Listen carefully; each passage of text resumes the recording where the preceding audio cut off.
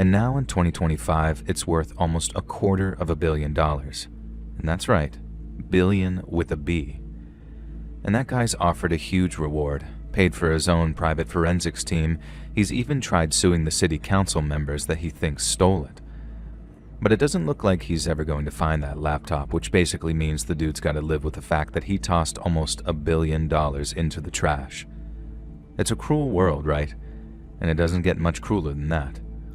But when I first read about it, all I remember thinking was, holy crap, dude, I could get rich from that crypto stuff.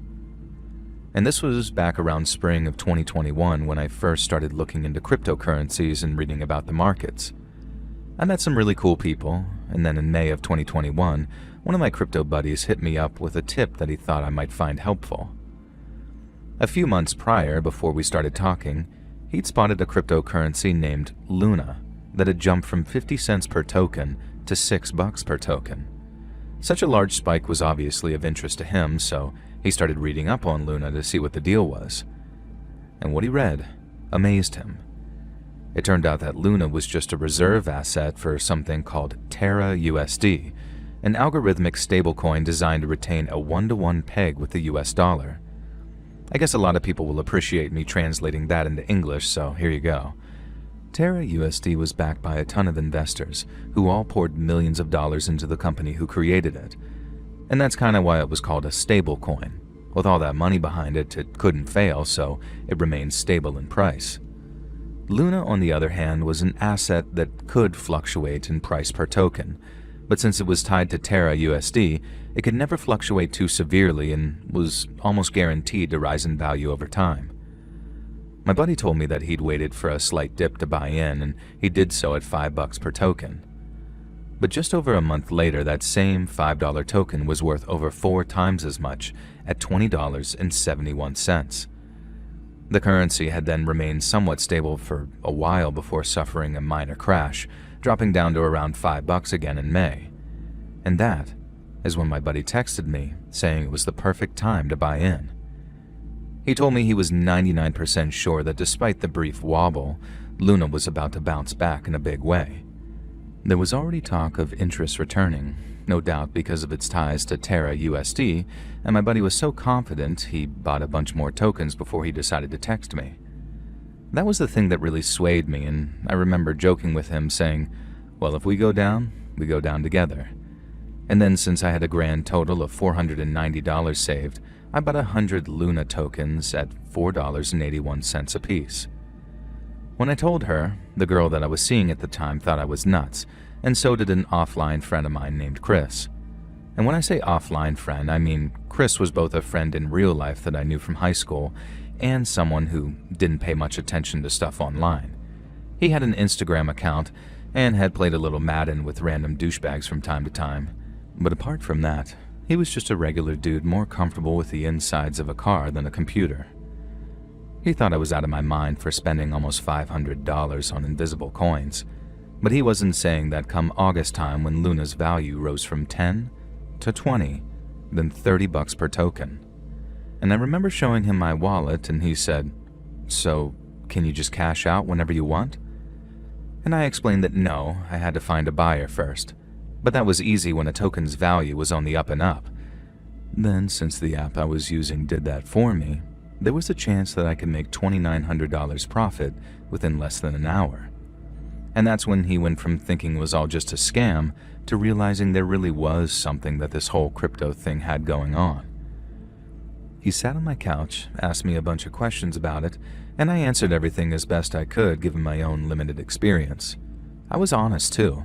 The same kind of honest people had been with me and told him it was all effectively just gambling. But that in Luna, myself and a whole bunch of other people had found something with potential for long-term stability.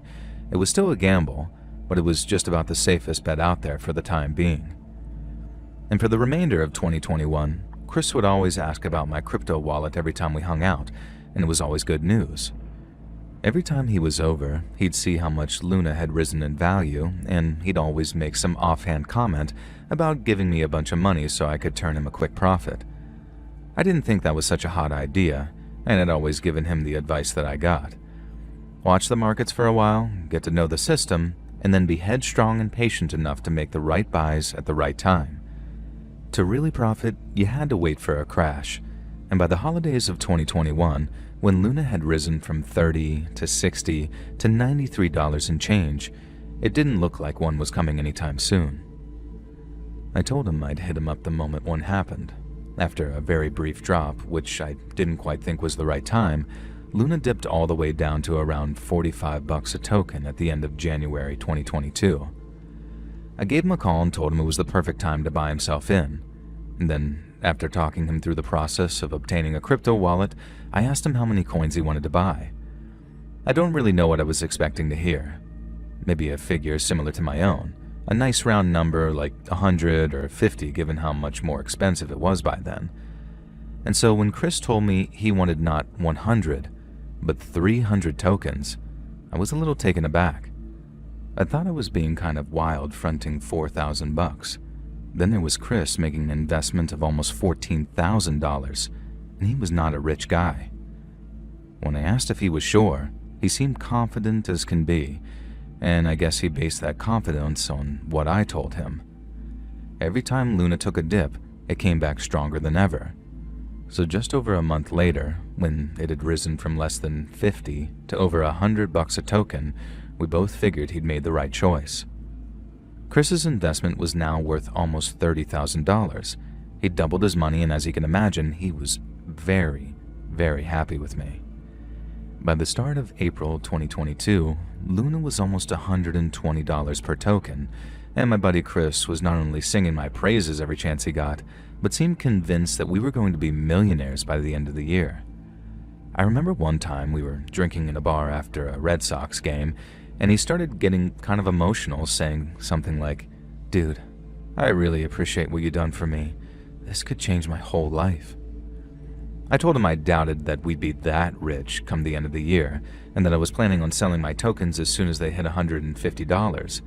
I'd make an insane profit that way, and if Chris did the same thing, he'd more than triple his money. And then, with a little patience, we could wait for another stable coin to be minted, which wouldn't be long in light of Luna's success, and then start the process all over again. That was my theory anyway, but Chris took it as gospel. I said what I said to try and bring him back down to earth, and maybe it was the Bud Light talking, but he says, "Told you, dude, it might not be this year, but we're gonna get rich off the back of this thing, and I got you to thank for it." In the moment, I felt really proud of myself, honestly. It was probably going to make a ton of money off the back of my Luna purchase, but I'd also helped a friend out too. Not in a life-changing way by any means, but over time, if we played our cards right, the passive income would probably prove to be life-changing. And that was the start of April.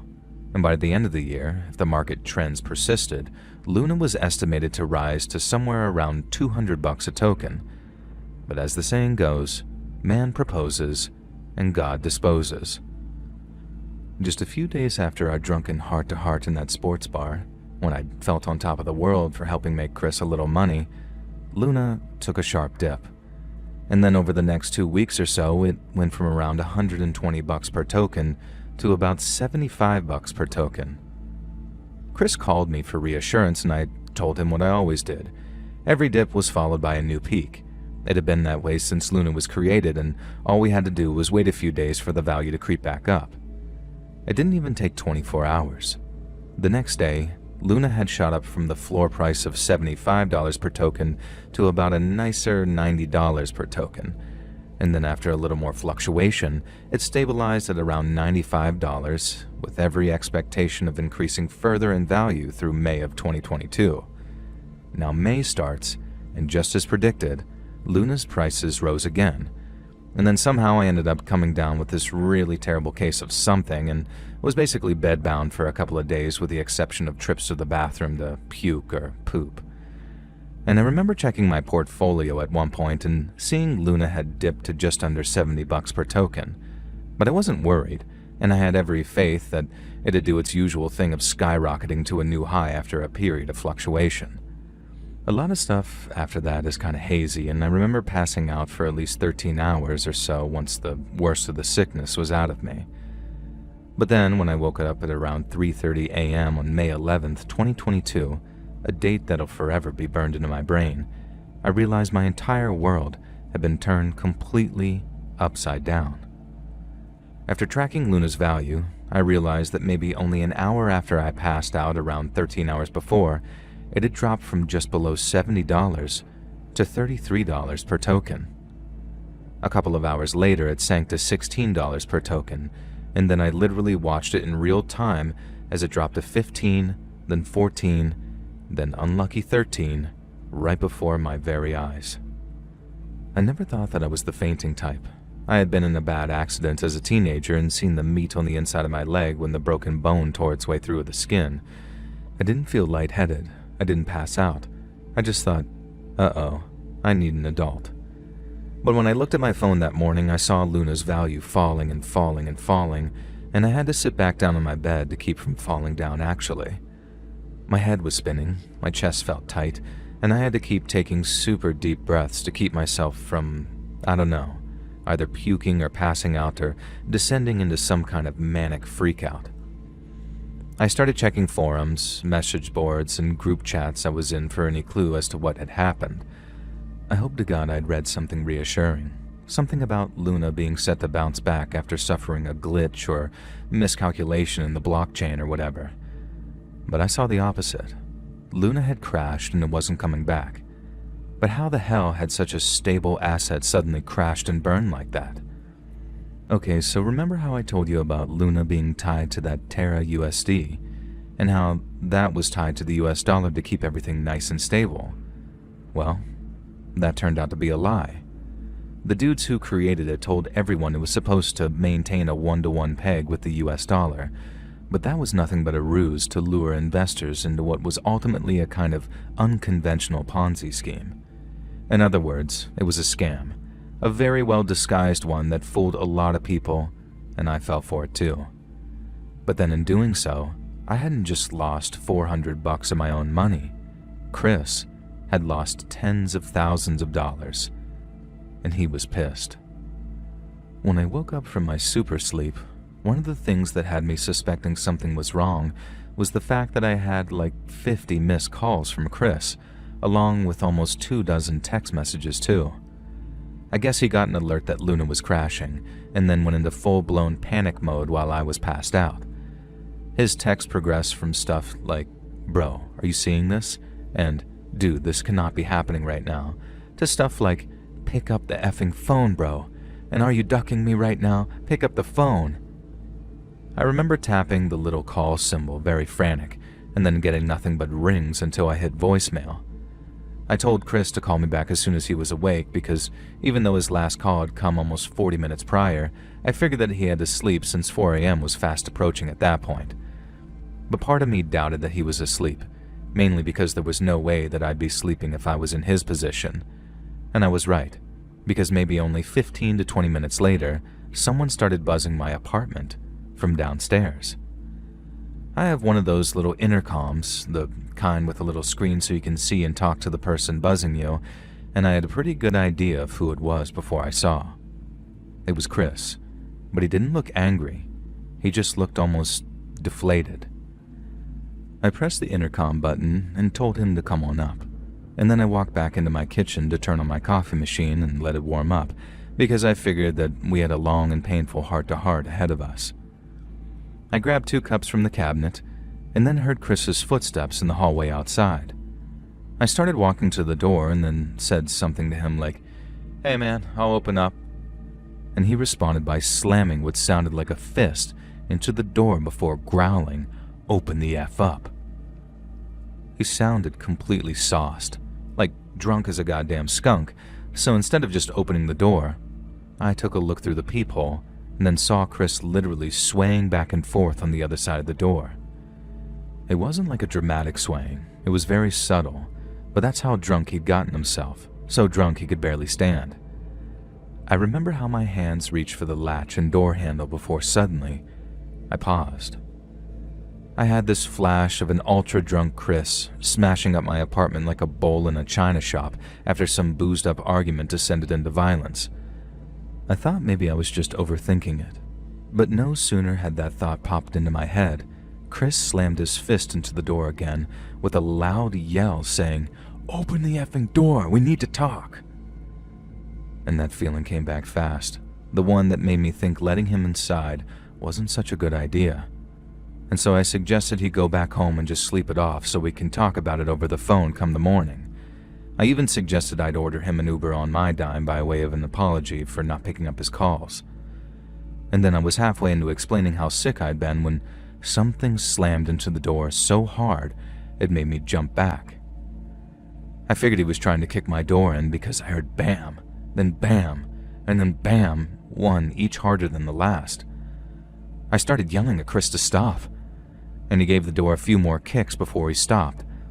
But then he launched into some sloppy drunk rant about how he was going to kill me when he'd finished kicking my door down.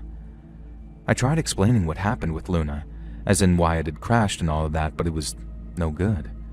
He was yelling too loud to hear me, and even if he wasn't, I don't think he was lucid enough to even understand.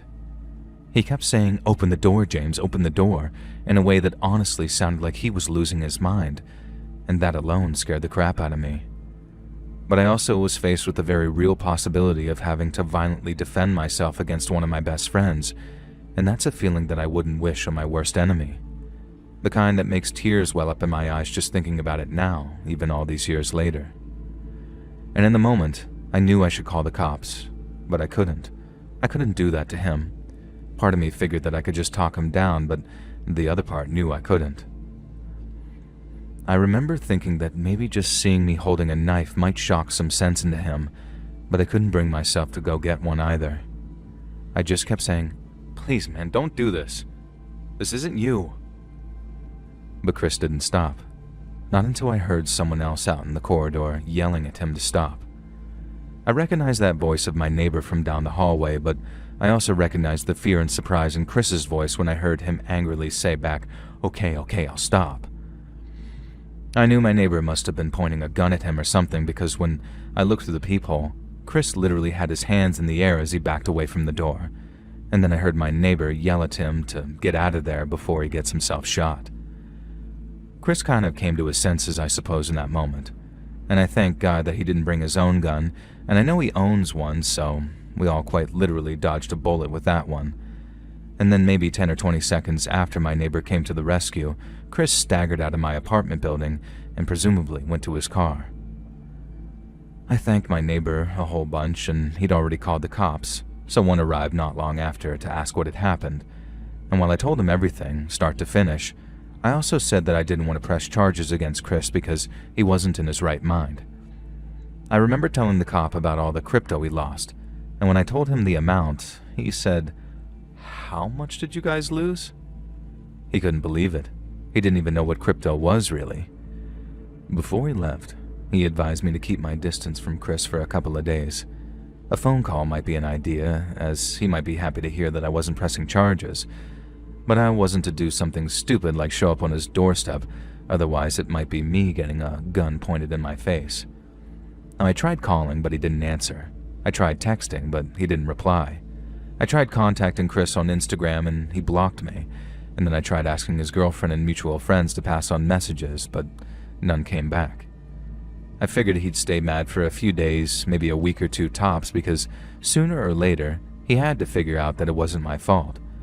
But as much as it breaks my heart to say it, that didn't happen. And the way Chris saw it, I was either dumb enough to have lost him his money, or I was in on the scam, and I'd stolen it somehow, and either way, he was done with me. I didn't know it at the time, but that night when he screamed at me from behind a locked door, that was the last time we'd ever talk. And there marked the end of my crypto journey. I didn't throw away a laptop with almost $1 billion, but I threw away a friendship, and those are worth more than money could ever buy.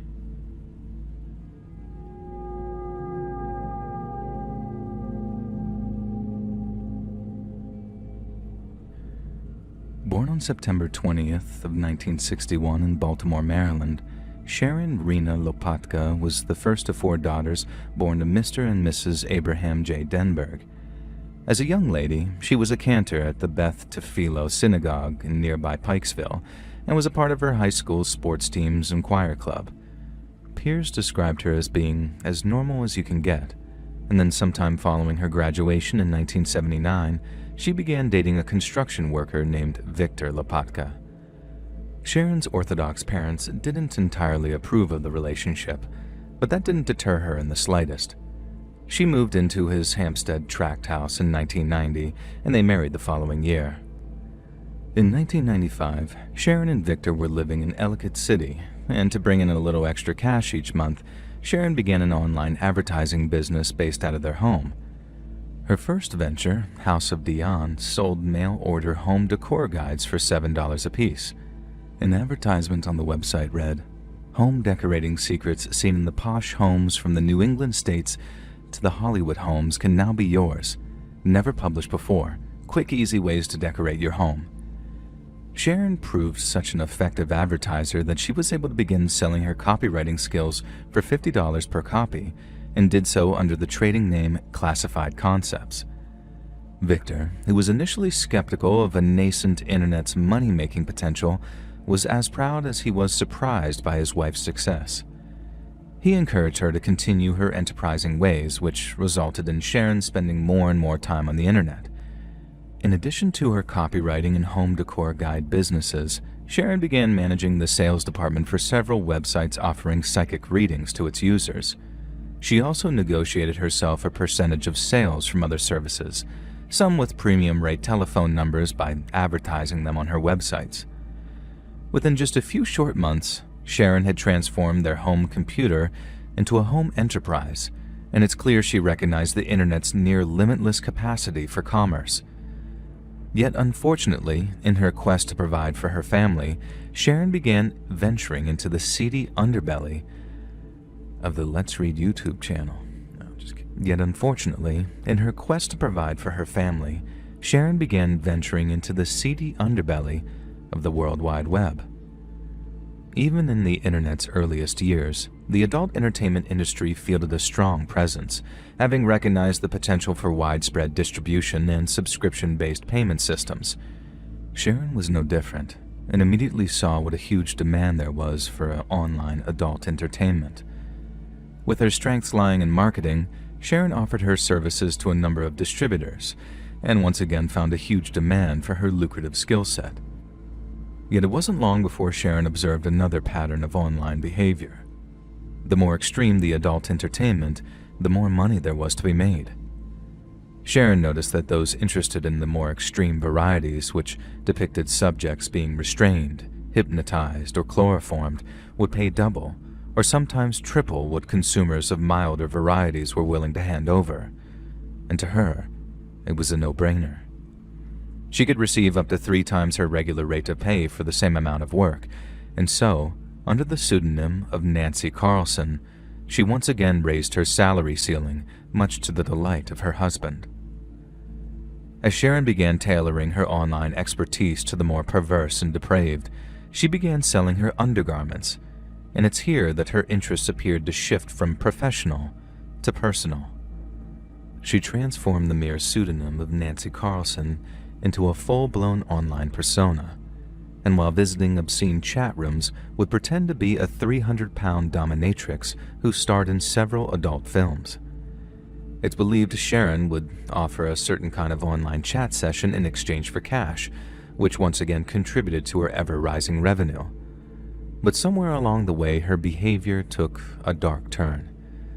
She began posting advertisements which claimed her ultimate fantasy was to be kidnapped, tortured, and killed by a masked stranger, and did so with such authenticity that it generated a huge amount of activity.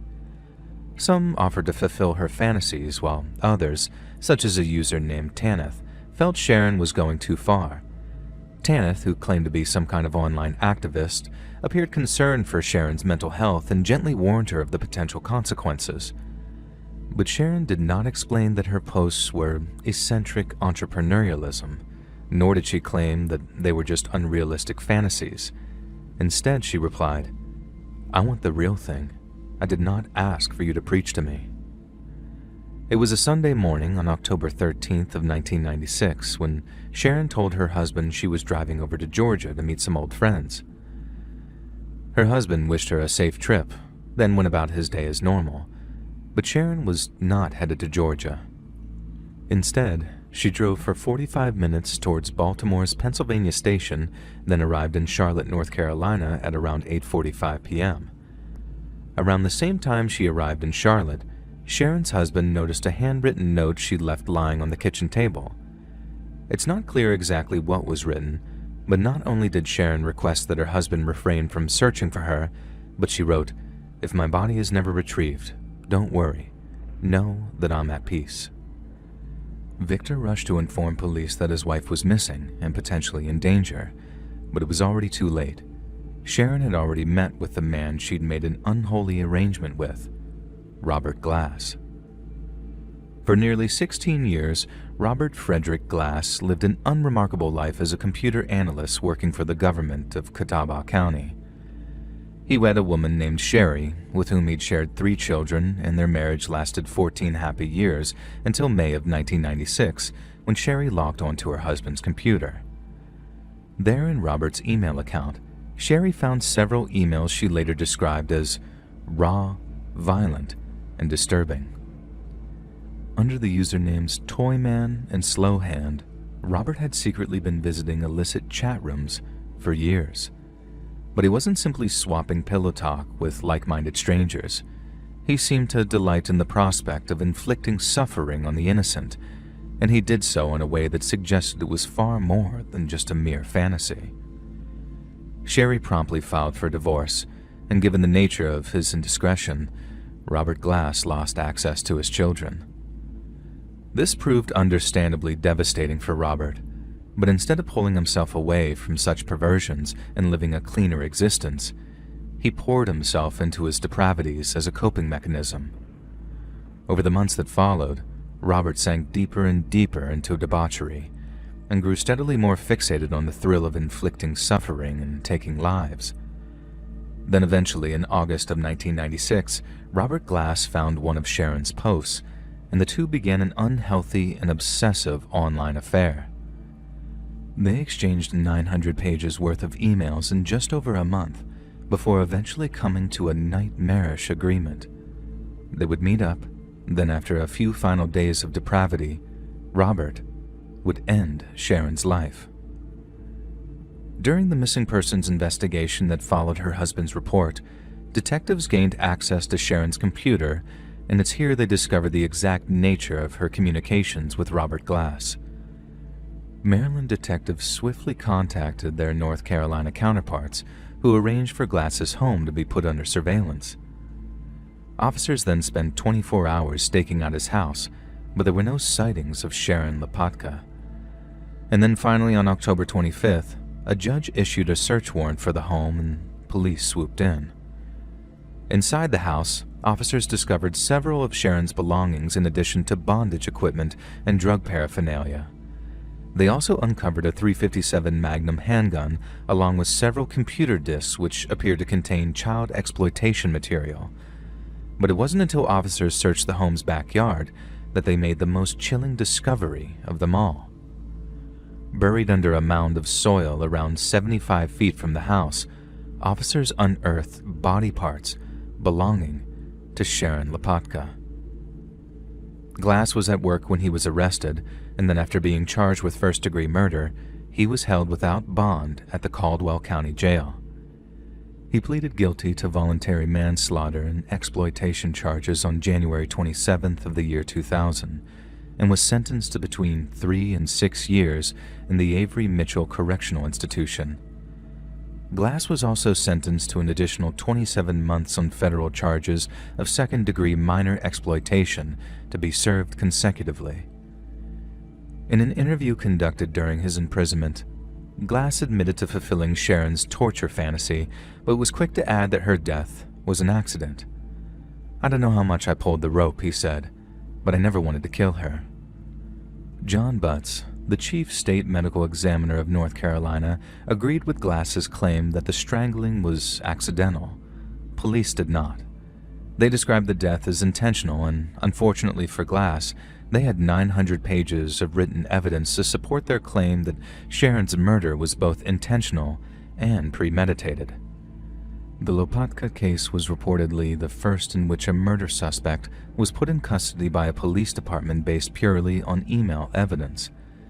Then, in its aftermath, most of the media coverage emphasized the dangerous consequences of meeting strangers from the internet. Several people requested that a type of censorship be created to better protect humans from killings like that of Lopatka's. Scott Bradner, a consultant with Harvard University's Office of Information Technology, vehemently disagreed. Blaming the medium for the difficulty of some people who exist in society is wrong, he said. It's the Luddites of the world who claim new technology is inherently evil. Sharon's case might be symbolic of the risks associated with spending too much time online, but her malady is not a new one. One evening in September of the year 1791, a Czech composer living in London named František Katswara decided to visit a lady of the night. A few hours later, once the pair had eaten dinner, Katswara paid Susanna Hill 2 shillings before requesting she castrate him. Hill refused, but agreed to strangle Katswara during intimacy.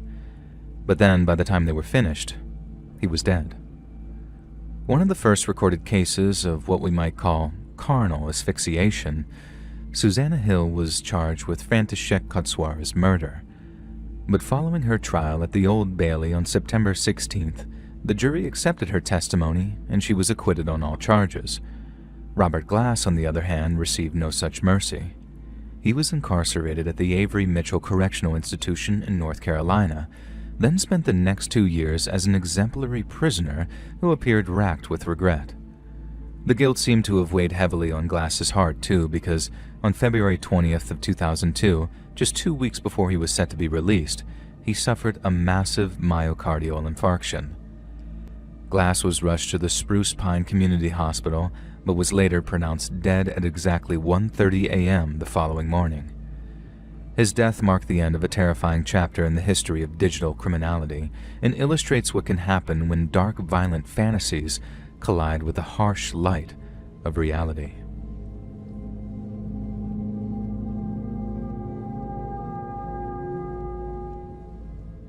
In the pre-dawn hours of a cool September morning back in 1998, the sleepy English town of Charbury in Oxfordshire was stirred by the low hum of police vans as they converged on a small 2-story home on Crowborough Villas.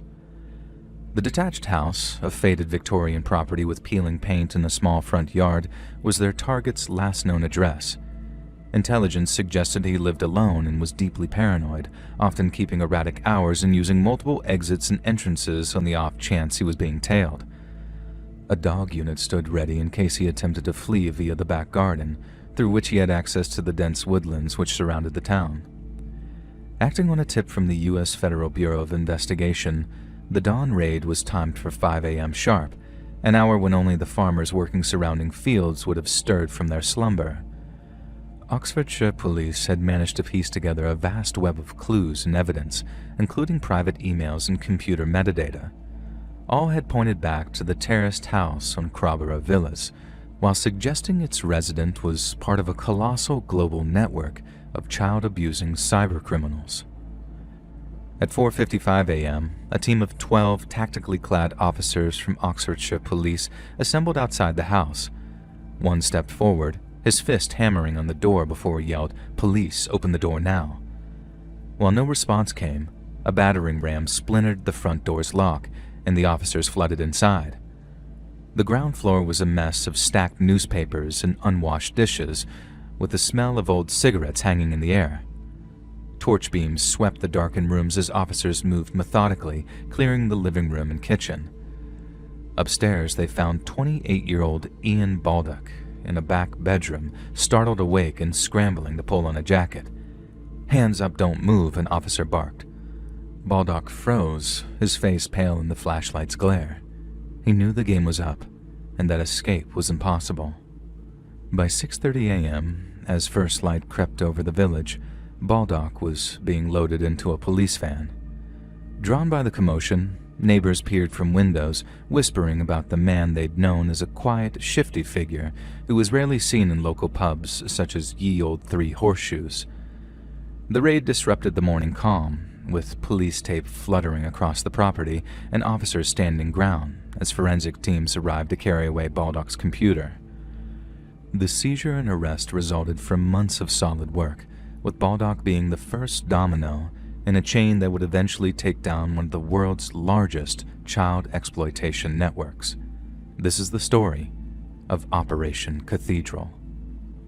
Launched in 1998, the advent of Operation Cathedral stands as a pivotal moment in the fight against child exploitation on the internet. It specifically targeted the Wonderland Club, a secretive international child exploitation ring that operated entirely online. The club's name, taken from the Lewis Carroll story Alice's Adventures in Wonderland, masked a horrifying reality. They constituted a network of individuals who produced, shared, and traded in child exploitation material on an unprecedented scale. The operation, which involved law enforcement agencies from multiple countries, not only dismantled the club, but also exposed the complexities of combating cybercrime at a time when the internet was still relatively new. The investigation that led to Operation Cathedral began in the United States in 1996, when the FBI uncovered evidence of a large-scale child exploitation material network during an unrelated investigation into domestic cybercrime. This initial discovery became part of a broader FBI operation known as Innocent Images, which aimed to combat the growing problem of child exploitation on the internet. As the operation progressed, the FBI uncovered a group of individuals who were using the internet to share material. Yet after just a short period of surveillance, it became clear that they were part of a much larger international network, the Wonderland Club. The Wonderland Club was not some loosely affiliated group of perverts, but rather a rigorously structured hierarchy that enforced strict membership rules.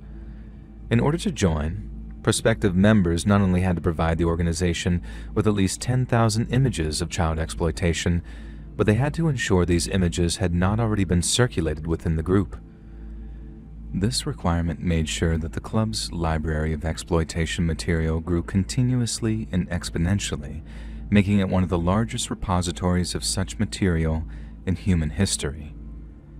The club operated online using encrypted communication channels, which made it difficult for law enforcement to track the identities of its members. They also instituted a strict hierarchical structure, including ranks based on the quantity and quality of the material contributed, with higher-ranking members having access to more exclusive content. It was later revealed that the club had members in at least 14 countries, so given the international scope of the network, the FBI reached out to law enforcement agencies in those countries to coordinate a global response. The UK's National Crime Agency took the lead, working closely with the FBI and other international partners to gather intelligence and plan a coordinated takedown of the network. This collaboration was essential, as the internet's borderless nature meant that no single country could tackle the problem alone. One of the most significant challenges detectives faced in investigating the Wonderland Club was the group's use of encryption and other methods to conceal their activities. Members communicated almost entirely through what are known as anonymous remailers, which strip identifying information from emails and use encryption to protect the content of messages and files. Additionally, the club's decentralized structure meant that there was no single server or hub that could be easily targeted. Instead, members shared material directly with one another through peer-to-peer networks. To overcome such obstacles, law enforcement employed a combination of traditional investigative techniques along with cutting-edge cyber forensics.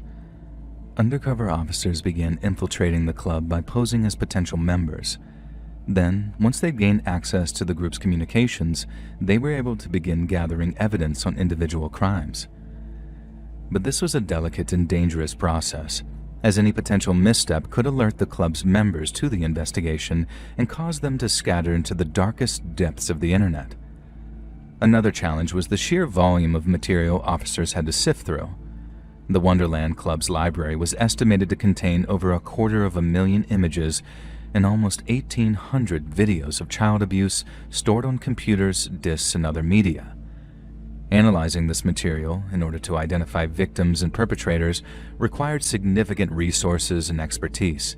It also forced agencies to develop new tools and techniques to handle the scale of forensic data, including cutting-edge software programs that categorized and matched images to known victims. Yet while it would undoubtedly be a force for good, the investigation also raised important legal and ethical questions.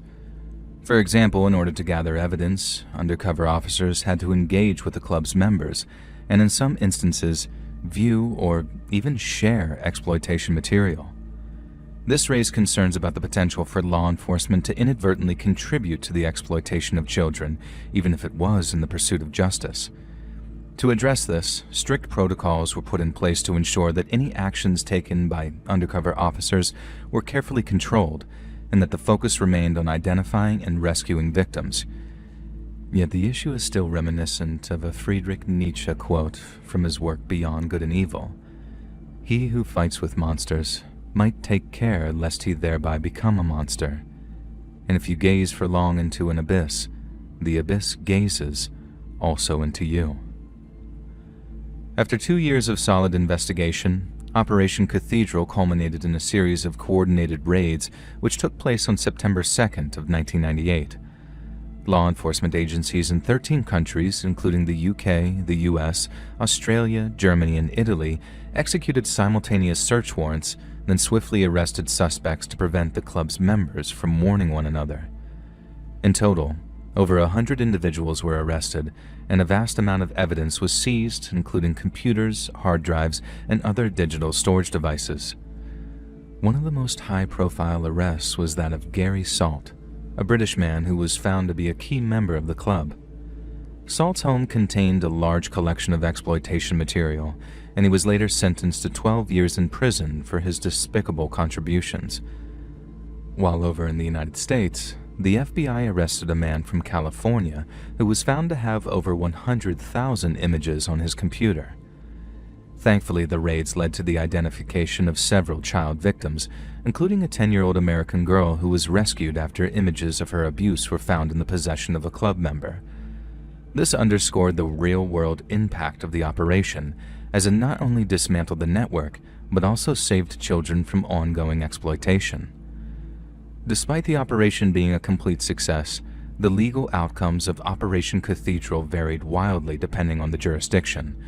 For example, in the UK, several members of the Wonderland Club were convicted and received significant prison sentences. But while the likes of Gary Salt were sentenced to 12 years, another member, David Hines, received a sentence of just 30 months in prison. In the United States, sentences were much more severe, with some individuals receiving up to 20 years in prison for even the most minor of involvements. But not all arrests led to convictions, and in some cases, insufficient evidence or legal technicalities resulted in charges being dropped. There is, however, a silver lining to that dark, dark cloud, in that it exposes gaps in legal frameworks, especially in countries where laws against child exploitation are either outdated or insufficient to address the scale and nature of the crimes. Naturally, this has led to calls for stronger legislation and better international cooperation to combat online child exploitation, and brick by brick, gaps in the defenses are being filled. Operation Cathedral also had a profound impact on law enforcement practices. It served as a model for future efforts, such as Operation Avalanche in 2001 and Operation Ore in 2002, both of which targeted similar networks. In response to the operation, several countries introduced new initiatives aimed at improving online safety, including public awareness campaigns and the development of software to block access to harmful content. The operation also raised public awareness about the dangers of the internet, particularly for children, and highlighted the need for education and resources to protect them from online predators. By dismantling the Wonderland Club, law enforcement agencies not only brought perpetrators to justice, but also rescued victims and prevented further harm. The operation's legacy lives on in the continued efforts to combat child exploitation online, serving as a reminder of both the progress that has been made and the challenges that lie ahead. As the internet continues to evolve, so too must the strategies used to protect the most vulnerable.